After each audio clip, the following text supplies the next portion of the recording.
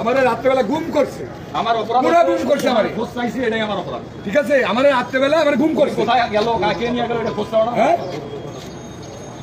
আরে ভাই রে, অধিকার আদায়ের কথা বলেছি যে আর মৃত্যু এইভাবে চাই না, নৃশংসভাবে।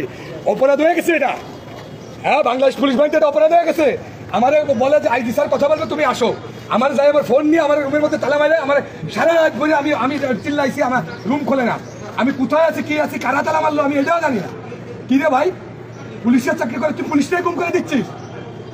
আজকে পুলিশের অধিকার নিয়ে কথা বলতে এটার জন্যই তো আমরা লড়াই করতেছি। সেই যদি আমাদের এরকম অবস্থায় ফেলায় তাহলে কেমনে হবে? কি আমার এখানে এসে বলে নাকি আমাকে কি ইন্ধন দিচ্ছে? খানকিচ্ছে, কোন খানকির ছেলে ইন্ধন দেবে? কে কথা বলছে আমাদের পক্ষে? আমরা নিজেরাই কথা বলতে পুলিশের পক্ষে। স্যার বললো যে আমি আমার সাথে কথা বলা অফিসার, সিনিয়র অফিসার কুটাপে নিয়ে কথা বলবে, কুটাপে নিয়ে কথা বলার কথা বলে আমার কই যে এসপি কথা বলবে, এই বলে নিয়ে যে আমার রাত্রেবেলা আটকাই দিছে, গুম করে ফেলাইছে আমার। কি রে ভাই, ডিপার্টমেন্টে চাকরি করে এখনো যাই না, তোরা এখনো গুম করবি? তোরা এখন আর কত গুম করতে চাস তোরা? আগে হাবিব ওই আমি শোয়েব ভাইয়ের করে গেছে, ওয়াইফ আমার ফোন দিছিল, শোয়েব ভাইয়ের তথ্য জানতে চাইছে, আমি এটার জন্য জানতে চাইছি বলেই আমাকে। হ্যাঁ, তোরা আরো পুলিশের রক্ত দেখতে চাস?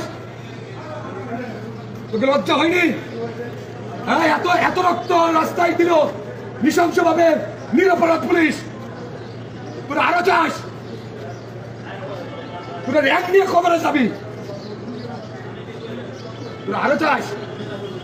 আরে ফেলে দেবে, মারবে, পিটবে, যা কিছু করুক, সমস্যা নাই আমার।